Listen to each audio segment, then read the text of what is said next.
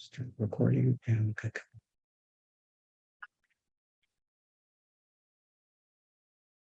Right, let him in.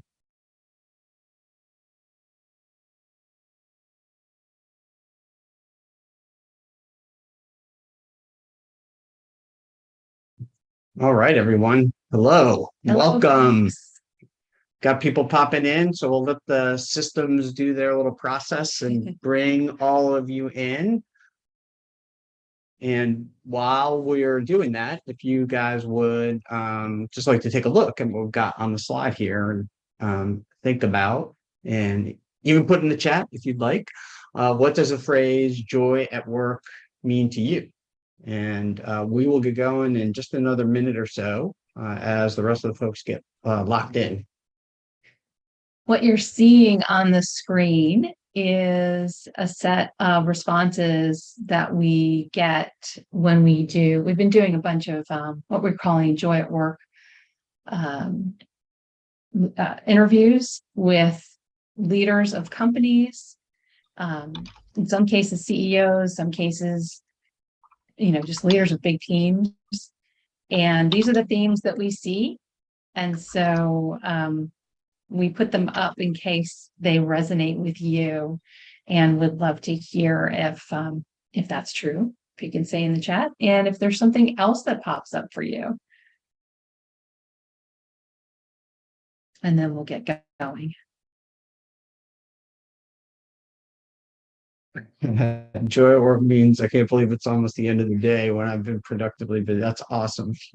Yes, totally. That's a good marker for have you had a good day or not. Yeah, that's flow, right? Right. You're just in there, good things are happening, and you're off and flowing. It's wonderful. Yeah, we've been doing some reading on team flow, how to do team flow instead of just individual. It's fascinating. All right. Well, thanks for sharing. Yeah, having focus. Now we're popping in. Pop, pop, pop. It's great. Yeah, Denise, looking forward to Monday morning. Isn't that funny? We hear people use the phrase a lot. I have a reason to get out of bed in the morning. Yeah. For some reason, that phrase comes up over and over again. So the opposite of the Sunday scaries. Right. Like, I don't want to go to work the next day. Balancing expectation. That's right. Kicking the covers off. That's awesome, Ryan. Thanks. Awesome. Thanks, guys. That's great. All right. So how about we get started? Okay, so we are here to talk about getting your team to lead change. And this idea came from a set of conversations we had over the summer last year, where we noticed this theme kept coming up of, I can't get my team to lead change. They're distracted, they're worried, they're concerned, just lots of theory about what was happening. And so we decided to focus on this. It turns out it's a theme and a point of frustration for a lot of folks. So we decided to put something together.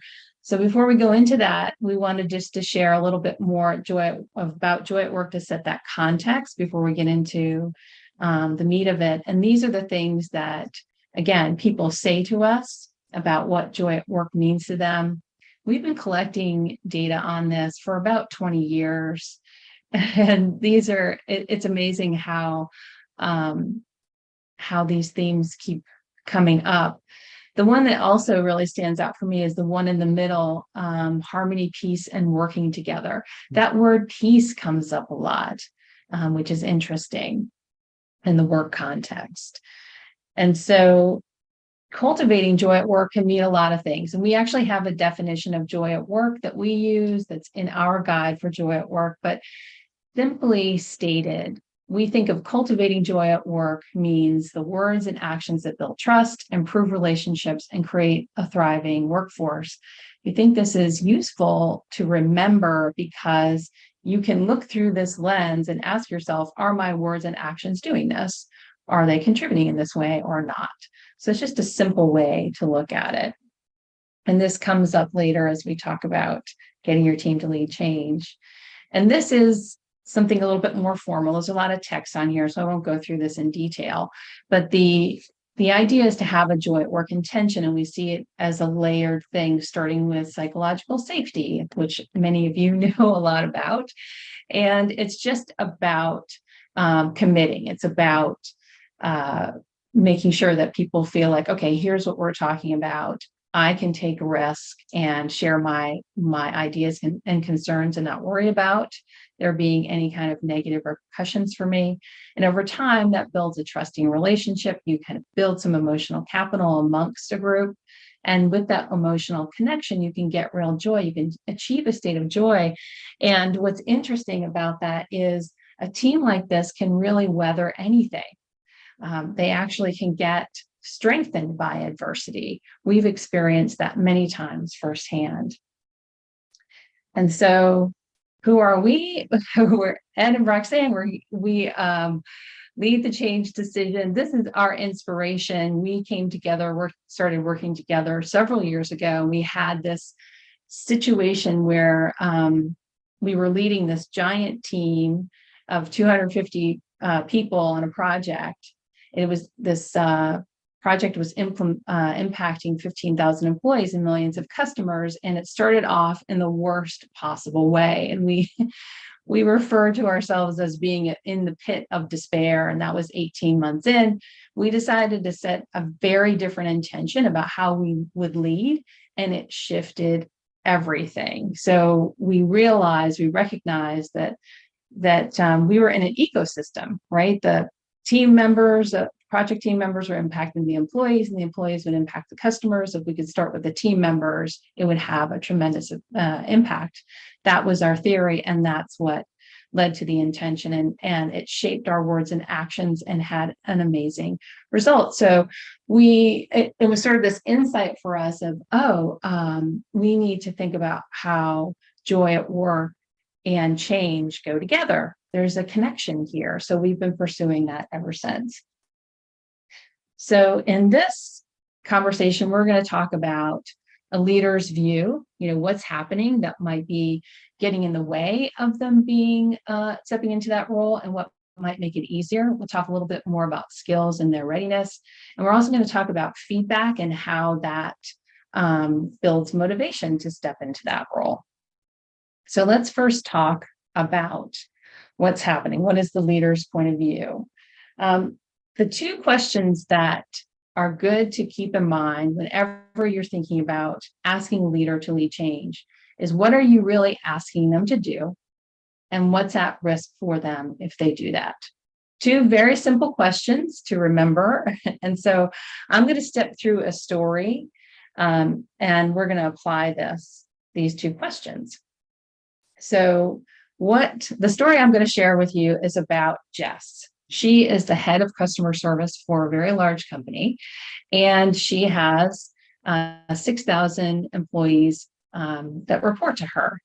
There is a back-end operating system replacement that's going on that's impacting her entire organization, and she's clearly not on board with this. How do we know she's not on board? Well, she is coming to meetings, but her energy is quite negative. She doesn't talk very much. When she talks, she agrees with the risks that are being brought up. The other reason why we think she's not on board is she's not asking her leadership team to get engaged.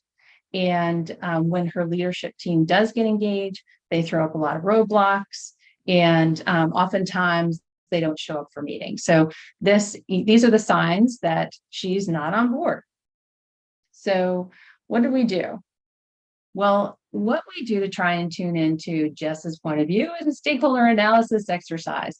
And many of you have done this, but maybe not, may not have applied all of these questions.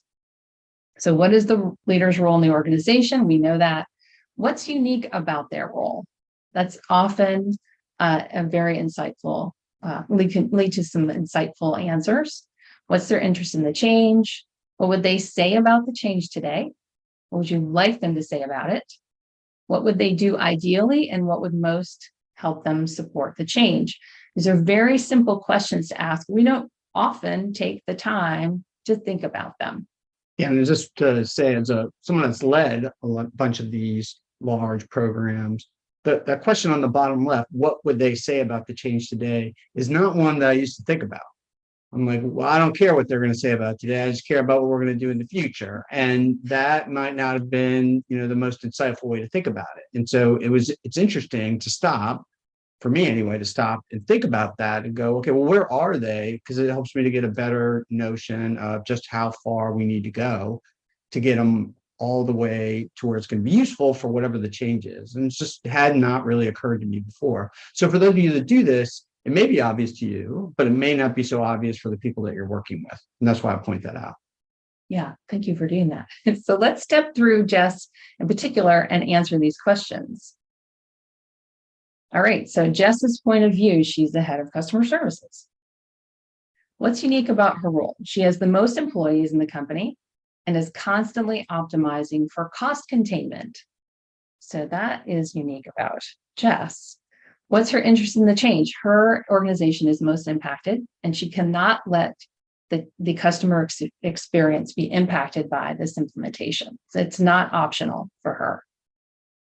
What would she say about the change today? The system you selected is terrible. I have no confidence in this, and you don't get the impact. That's what she would say. What would you like them to say?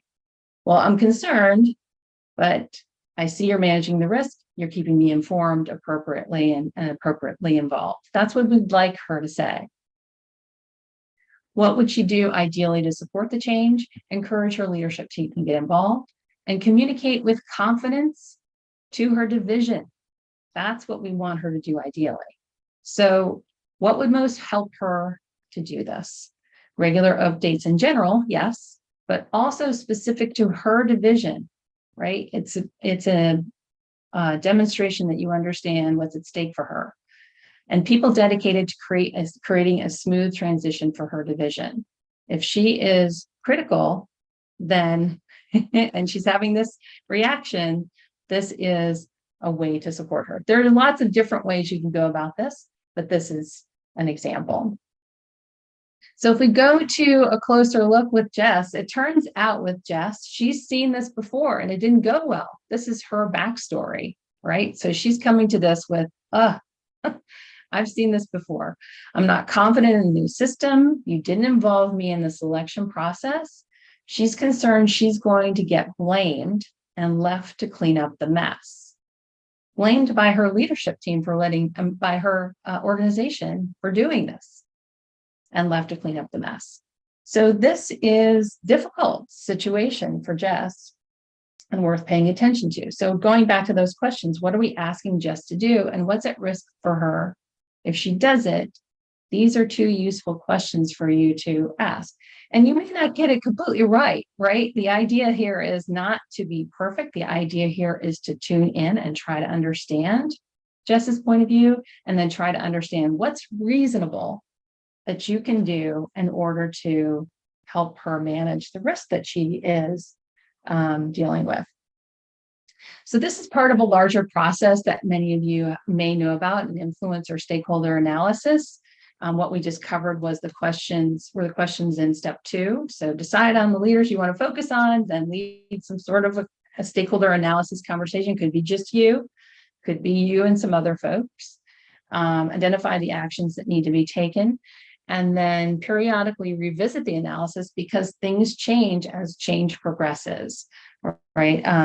The influence that people have on change changes.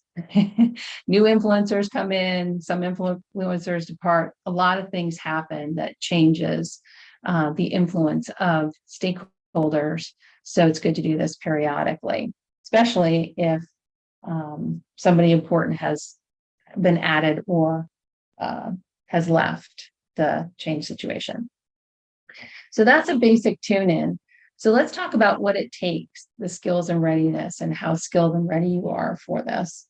So we think of the change leader's role as the person to create the conditions to make it easier for people to do things in a new way that will achieve the value of the change, right? So if that's the idea, then how difficult is that? Well, let's zoom in a little bit more on the pressure of leadership, the pressure on leadership in a change context. What you see there at the top, you don't have to pay too much attention to. It's a progression of the phases of change that we use. And what you see in the boxes below is kind of the progression of what a leader is doing or a change team is doing as the change progresses. So at first, when you are first introducing a change, you're solidifying the vision. You're trying to understand, okay, what is this and what are we doing? So what's the pressure that leadership feels? Well, they feel this pressure from others. What is this? What are we doing? Why are we doing this? And is this really going to happen? Right? Skepticism. Now, what is the pressure that they feel from themselves? Did we make the right decision? Are we ready to handle this? Am I prepared to handle the questions and manage the reactions? This is the pressure that's coming when change is first introduced. Now, when you start to solidify things and go out and ask other people how people are impacted, the pressure they feel from others are, when are decisions going to be made? How soon can I get information? And when can I provide my recommendations? When you're out there engaging the world to try to understand the impact of this change, these are often the pressures that come back. And the pressure that the leader feels is, are we getting the important things done? And are other leaders engaging in this with me? Now, when you are starting to implement or create and implement, we kind of see those as cyclical. You're feeling the pressure of, when is help going to be available? When can I see a finished product, right? So they're engaged enough to know, hey, I want to see something.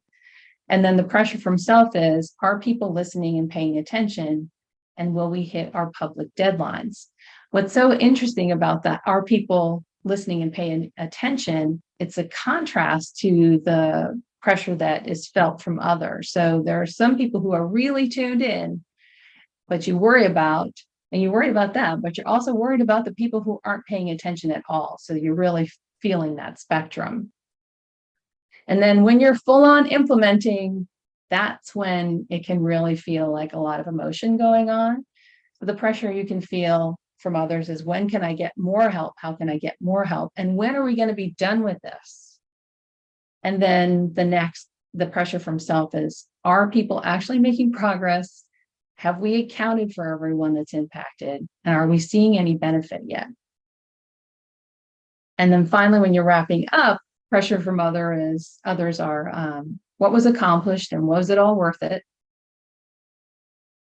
And then, did we make the right decision? Going back to that question from the beginning, did we get the results we were looking for? How did I perform, and how will I be evaluated? So this is a very high pressure context that a leader finds themselves in oftentimes. And there's no real remedy for this. It's just important to understand that this could be the environment that the leader is working in, and try to understand what's happening in a more empathetic way. The other reason why I bring this out is, oftentimes leaders are easy targets. If a change is failing, it's because of leaders. Lack of leader engagement, that's an often pointed to thing, that leaders are an easy target. But if you take into context their point of view, it can be really helpful to see. So in terms of change leadership skills, these are some questions that people can ask themselves. How would I rate my skills in these things, and influencing and building partnerships? Am I good at managing my mood and reactions? Am I good at reading and interpreting the reactions of others? And how open am I? How self-aware am I?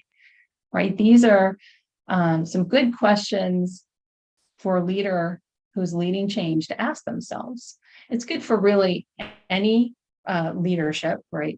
It's good for leadership in general, but particularly under the pressure of change, these things are really important to evaluate. And then for a leader, what they also do is analyze the situation. What exactly am I being asked to do? What's the risk to me personally? What's the risk to my team? And what's the ripple effect of that? How confident am I in this initiative? And how confident am I in the people I'm dependent on to succeed? Right? These are the questions they're asking. And of course, what are the opportunities? Because there are opportunities that leaders are looking for. They're trying to understand that as well. So let's go to a second story, which is Jade, who's the vice president of operations. He works for a company that is seeking to become more digital. I think we've all become more digital the last couple of years. He says he gets it, but he's not engaging. And how do we know he's not engaging? Well, he's not showing up. He's not saying anything in meetings. He's not replying, but to requests. And he's just kind of got a blasé kind of energy when it comes to this particular subject that's notable. So with Jade, turns out when we did the stakeholder analysis, it turns out this is too hard for him to translate, this notion of being digital, into tangible actions for his organization. It seems like a big waste of money and experimenting to him. He's not sure the company will actually see any value. So that's Jade's point of view. So one thing that is really helpful when you are trying to see a leader's point of view is to identify the potentially unstated yet reasonable response to requesting them to lead change. And I love this phrase, that's great, but it could, because you can fill in the blank with what might be going on in their head. So that's great, but my team is invested in 2 other major priorities right now. How do I explain the shift to them? He may not say this out loud, but you may glean this from the conversations that you have with him. You may glean it from how he is reacting to different requests and conversations. You may glean it from the stakeholder impact assessment that you do. You can start to kind of bring out the things that he might be thinking. And I say it's potentially unstated yet reasonable.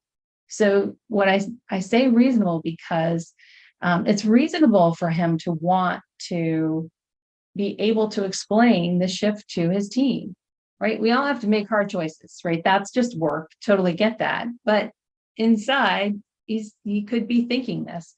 And that tuning into that can help you see the kinds of things you can do to help him, make the shift and really take in that, or step into that role.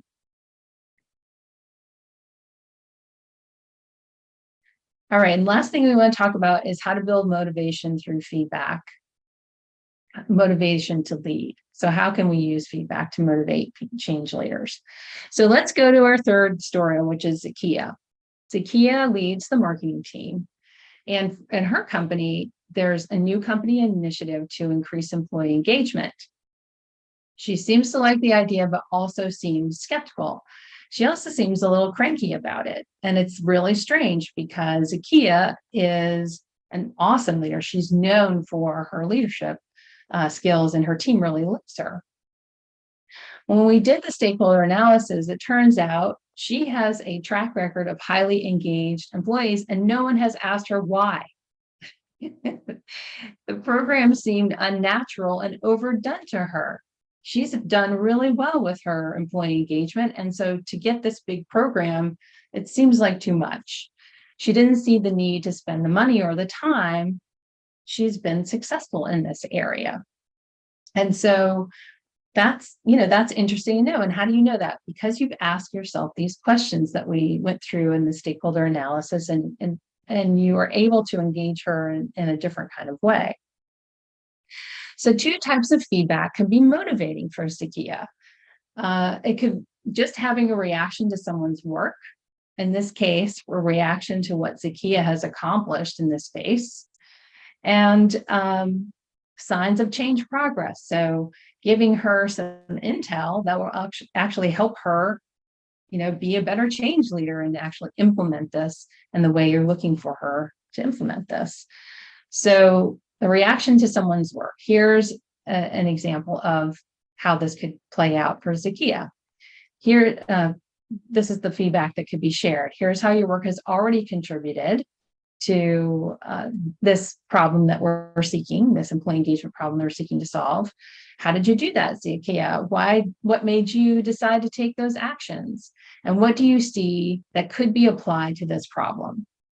What you're doing here by asking these questions is you're helping her be seen and appreciated for what she has contributed. And that can be very motivating, especially if that's something she's proud of, if that's something that's a high priority for her. It engages her in a completely different way, right? So sharing your reaction to her work as it relates to the problem at hand can be very motivating for Zakia. in terms of the signs of change, progress, this is a different kind of feedback. This is feedback about how the change is progressing. And it answers questions like, here's how we know people are engaged. Here are some risks that we see. Here are some opportunities to reinforce progress. Feedback about the change process and how the change is progressing can be really useful to Zakia so that she can understand the kinds of things she can do to lead her team in this team engagement program. Just to zoom in on that a little bit more, we think of measuring change as really something important to do. You need to scale it to the right level, but you can collect feedback or data in these 3 layers. One is the self-reported layer, which is often what we do in change management when we send out surveys and ask people to self-report how they're doing. Then there are the observables. What tells us that they're engaged? What tells us that they understand what they need to do differently? What tells us that they're testing and learning and trying to integrate this into their work? And what tells us that they've fully adopted? So that can be observed. And then there are the existing metrics that are with the company already. Maybe it's operational data, all kinds of data that the company already looks at. The change theoretically should be impacting that data, at least some of it, in some way. That should be the reason behind implementing the change in the first place. So there's likely to be a set of metrics that already exist that you can look at. And the reason why we bring this up is taking any one of these slices, you can get some good information, but when you look at this information, this feedback in aggregate, then that leads to much more insightful conclusions. So if people are saying, yes, I feel ready, but they're actually not going to training, for example, you might be concerned about that. So anyway, this is why we bring up these 3 layers. And when you bring them together, you can ask yourself those questions there on the right-hand side. What behaviors are we noticing? What stands out as a theme? What risks and opportunities do we see? So this is feedback on the change progress.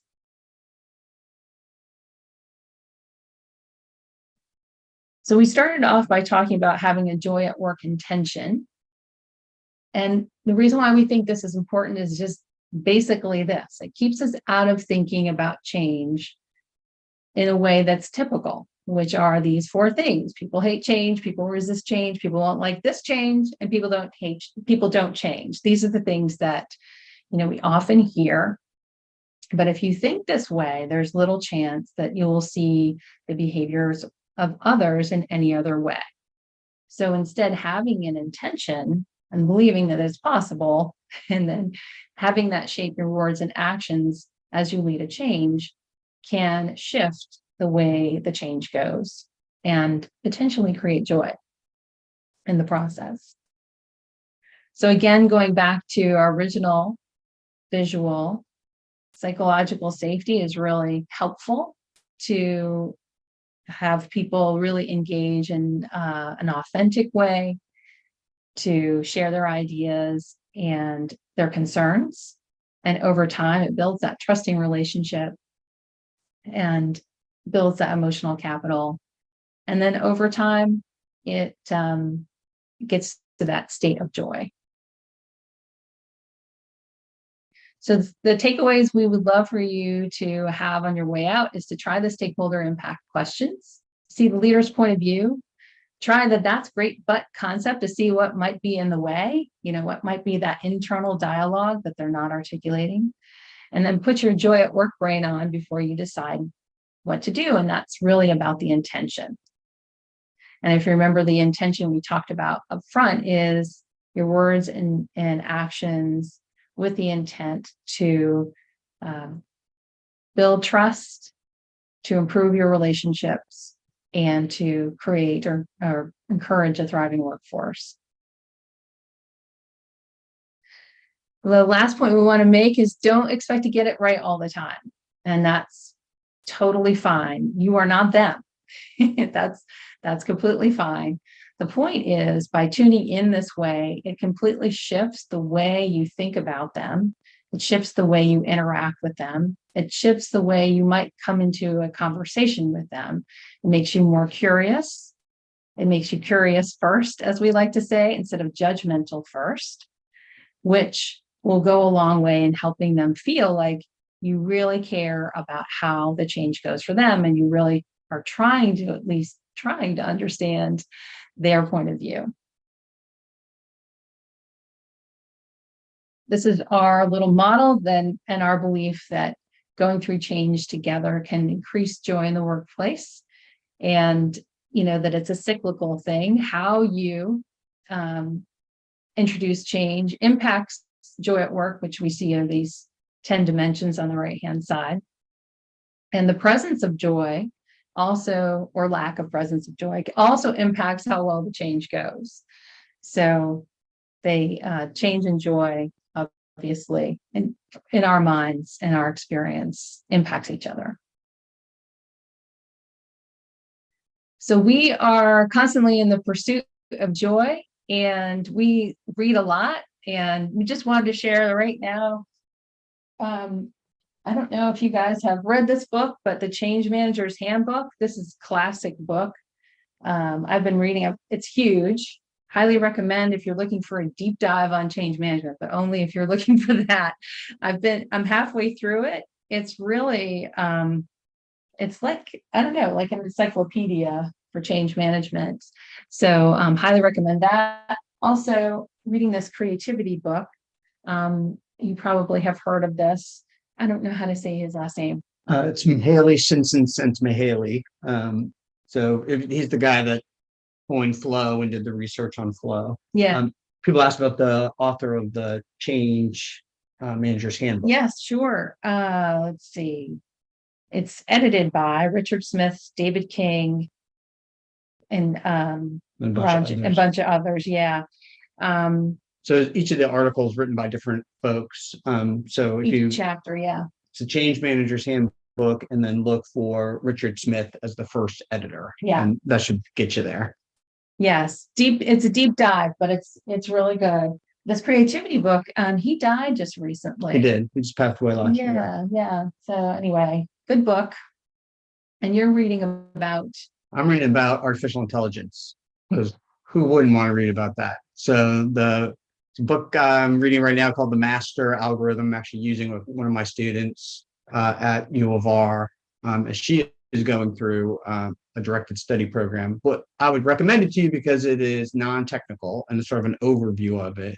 And recently I've been trying to understand how AI can play in this area. So how can it help with driving a change and getting to where you want it to get to? I think we're a million miles away from a general AI that's going to do anything close to what a change person or a manager is going to do. But there are tools that can help out. So just some simple things like, as you do surveys, AI tools can look at the comments that are there and help you understand how people are feeling and what the sentiment is. Something pretty specific like that. And certainly not perfect, right. But if you do a survey and you get a couple hundred responses, that could be useful to have a tool like that go through it. It may still be valuable for you to read them, but that can be hard for a human to take all that and try and synthesize all that. And so an AI tool can be helpful in order to make that happen.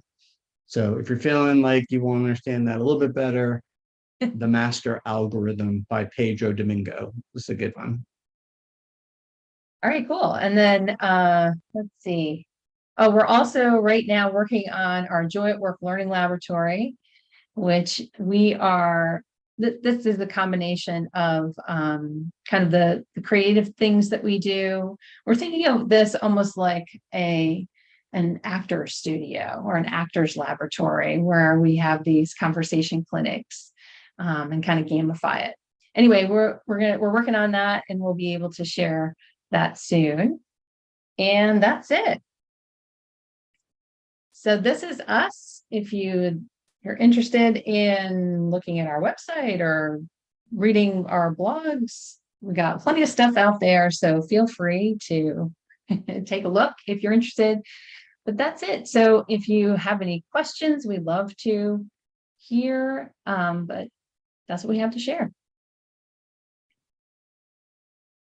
Thoughts or comments, rebuttals, anything that you got? One of the things that has been really helpful for us is we have keyed off what people have asked or are looking to understand in order to do a bit of a dive in and read and then research and write about those. So the things that we put out on Medium and on our blog are usually often based on those. So if you have thoughts about that, we would be super curious to hear them. Yeah.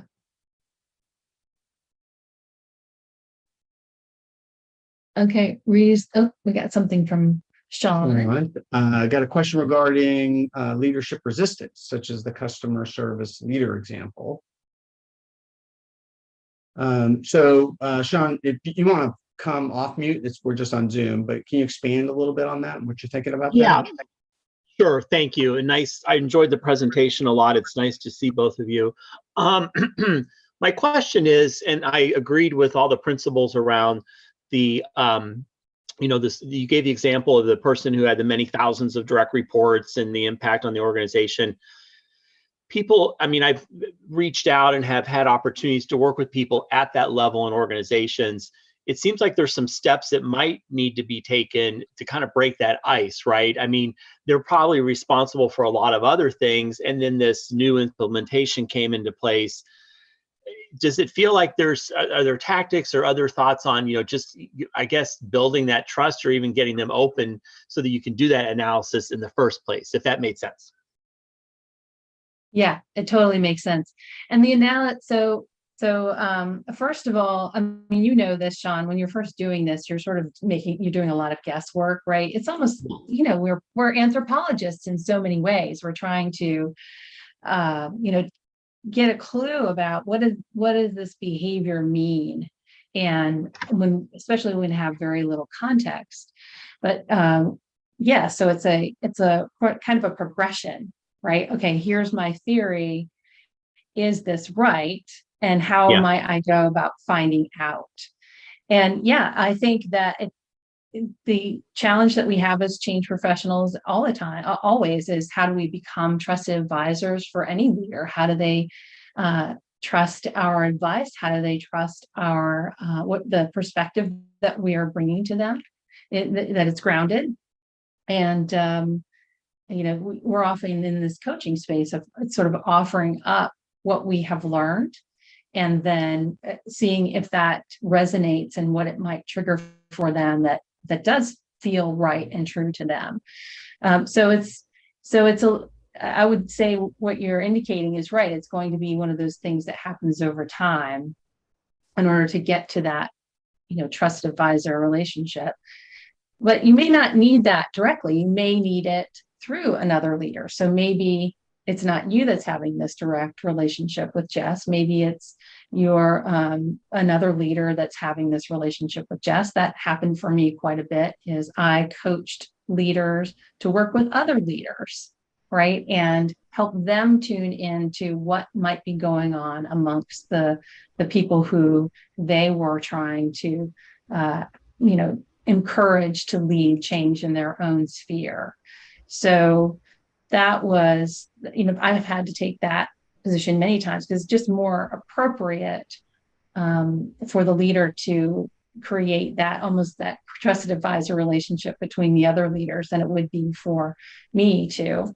But then there have been times where it comes around, right? So the leader builds this relationship with this leader and then encourages that leader to work with me. So it just really depends on the particular situation. Also depends on the amount of time you have, right? And sometimes you just don't have a lot of time to build that trusting relationship. Yeah. So you got to find that influencing points. Does that make sense? That's a great perspective on that. Yes, thank you. And thank you for the presentation today. Yeah, absolutely. Thank you for coming, Sean. Yeah, we have another question from Monica. In regards to all the change in the world today, are you feeling that many people are change saturated and therefore having a challenging time taking in any more change? Yeah. I think the immediate thing is sort of yes. I mean, there's just a lot that's gone, and people that we work with, companies that we're working with, are struggling with all of that. I do think that there's that there's probably a continuum that people have been struggling. You guys, I'm sure, have experienced it. I would guess you have as well, Monica, with companies that are trying to take on lots of things, and people just feel overwhelmed. Like, can we just stop at some point here and slow down a little bit? And I think that there's two elements of that matter. I mean, part of it is, what are you asking people to do? And so, do they really see the value of this? Do they see that this thing is actually making an improvement to the organization that's valuable to the organization somehow? And that's both, is it actually, as well as, are you articulating it to them so they can understand it? But I also think that there is an operational, like, there's only so much energy in a human that they could take on, so many things that they can go do. And people use the term change saturation. I just think it's saturation, right? It doesn't necessarily have anything to do with the change. It's like you're asking them to do too much to do. It's the same as asking somebody to do two jobs at the same time for a long time. It's just too much work. And so that unfortunately doesn't get solved through change practitioners. That's going to get solved through the leaders. But I think the first one can get much more solved from change practitioners in terms of describing well what's going on, and reminding leaders that however much they know, everybody else knows like 5% of that, and that they need to communicate more in order for all of this to land well. How does that land for you, Monica? That is definitely a key factor, at least in our organization. We're very go, go, go. We're very great at executing, but sometimes you're leaving some people behind because you're executing too quickly. But one thing I was looking at is I kind of wonder whether being forced to do all this change that we've been all forced to do in a very short period of time has almost allowed people to be like, oh yeah, I forgot. Things don't stay constant all the time. I wonder if you're finding if it's actually helped them move through some change faster, just because you have no choice in some of this. You are moving through it as fast as everybody else, right? So I'm wondering if it is developing another layer for some people of, oh yeah, I used to be completely change averse, but now I can go through the change faster, but please give me focus on what you're wanting me to change first, right? Not everything at once, kind of thing. Yeah, that's so funny. It reminds me of this concept. Of this change and joy concept. We often talk to leaders about any change, like, what is it that you're worried about? What are the risks that you're concerned about? Right. And they can articulate that pretty quickly. And then we ask the question, well, what would happen ideally? Because, we know that there's the negative side of change, right? This is happening to me. This is a problem, all that. There's also the positive side, which is, what is the opportunity here?